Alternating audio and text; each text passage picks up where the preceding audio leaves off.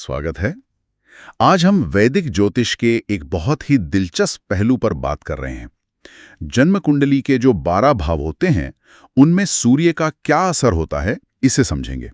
हमारे पास एक स्रोत है जिसका शीर्षक है सूर्य का 12 भावों में प्रभाव और उपाय।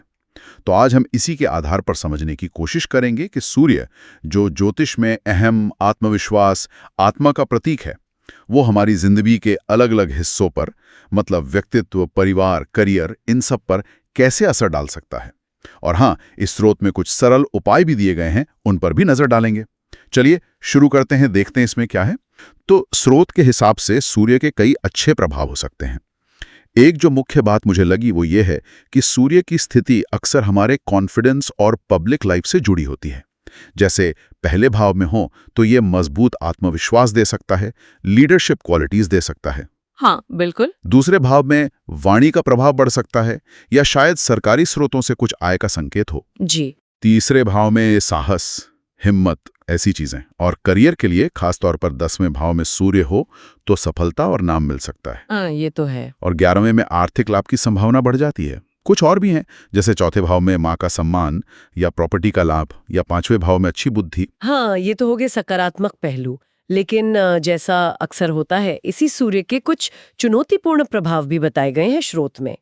और दिलचस्प बात यह है कि ज्यादातर नकारात्मक प्रभाव जो हैं, वो सूर्य के मूल स्वभाव, मतलब अधिकार और कभी-कभी जो अहंकार होता है, उससे जुड़े लगते हैं। अच्छा, कैसे? जैसे पहले ही भाव में जहां आत्मविश्वास की बात थी, वहीं जरूरत से ज्यादा बढ़ जाए तो अहंकार या गुस्सा बन सकता है।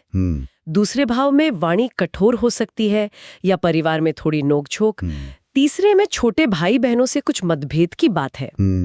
7वां भाव जो शादी का है, वहां लाइफ पार्टनर के साथ ईगो क्लैश, अहम का टकराव हो सकता है। 8वें भाव में अचानक कोई परेशानी आ जाना या बेवजह का डर। और 12वें भाव में खर्चे बहुत बढ़ जाना या आंखों की कोई दिक्कत। तो ये दिखाता है कि एक ही ग्रह के कितने अलग अलग रंग हो सकते हैं। हाँ, ये वाकई ध्यान देने वाली बात है। एक ही ग्रह और अलग अलग भाव में कितना अलग असर। तो इन चुनौतियों से निपटने के लिए क्या कुछ उपाय भी बताए गए हैं इसमें? मैंने देखा कि कुछ उपाय तो काफी कॉमन हैं, जैसे रोज सुबह सूर्य को जल देना, तांबे का बर्तन इस्तेमाल करना, पिता का सम्मान करना। ये तो अक्सर सुनते हैं। जी है, ये काफी आम उपाय हैं और कई जगह बताए जाते हैं। लेकिन कुछ उपाय मुझे बड़े अनोखे लगे। जैसे छठे भाव के लिए लिखा है कि सुबह हरी घास पर नंगे पैर चलो। हाँ। या 8वें भाव के लिए कि लाल कपड़े में गेहूं लपेटकर पानी में बहा दो। क्या स्रोत इनके पीछे का कोई ज्योतिषीय कारण बताता है? मतलब घास पर चलने का छठे भाव से क्या कनेक्शन? एक स्रोत इन अनोखे उपायों के पीछे बहुत गहरे ज्योतिषीय तर्क में तो नहीं जाता, पर जो सामान्य सिद्धांत लगता है वो ये है कि ये उपाय सूर्य की ऊर्जा को बैलेंस करने के लिए हैं।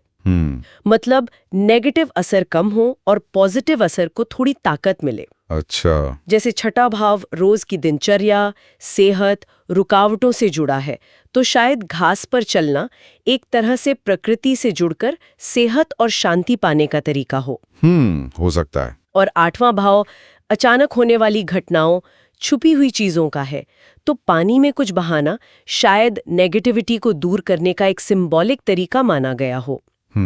इनके अलावा अगर कुंडली में सूर्य कमजोर हो तो उसके लिए भी कुछ आम उपाय हैं। जैसे एक मंत्र है, ओम घृणी सूर्याय नमः। हाँ, ये सुना है। और रविवार को दान की भी सलाह है, जैसे तांबा, गुड़ या लाल कपड़े, जो सूर्य से जुड़ी चीजें मानी जाती हैं। तो ये उपाय दिखाते हैं कि कैसे ज्योतिषीय प्रभावों को हमारे अपने व्यवहार, जैसे विनम्र रहना, दूसरों की मदद करना और रोज की आदतों से जुड़ने की कोशिश की जाती है। तो कुल मिलाकर इस स्रोत से हमें ये समझ आ रहा है कि वैदिक ज्योतिष की नजर से कुंडली में सूर्य कहाँ बैठा है, इसका हमारी जिंदगी के कई पहलुओं पर गहरा असर हो सकता है, अच्छा भी और चुनौतीपूर्ण भी। बिल्कुल। और ये जो सरल उपाय बताए गए हैं, ये शायद इस शक्तिशाली ऊर्जा के साथ तालमेल बिठाने का, जीवन में एक संतुलन लाने का एक तरीका हो सकते हैं। हाँ, बिल्कुल। और अगर हम इसे थोड़ा और बड़े पैमाने पर देखें तो ये बात गौर करने लायक है कि कई उपाय सम्मान से जुड़े हैं। पिता का, माता का, जीवन साथी का सम्मान, और प्रकृति के तत्वों से भी, जल, तंबा, सूर्योदय। तो ये एक दिलचस्प सवाल भी उठाता है, क्योंकि ज्योतिष में सूर्य को आत्मा या व्यक्ति के स्वर का कारक मानते हैं। हाँ। तो क्या इन उपायों को लगातार करने से सिर्फ ग्रहों के तथाकथित बुरे प्रभाव ही कम होते हैं, या फिर ये व्यक्ति की अपनी पहचान, उसके आत्मबोध और दुनिया में उसकी अभिव्यक्ति को शायद अनजाने में ही सही बेहतर बनाने में मदद कर सकते हैं? ये एक सोचने वाली बात है।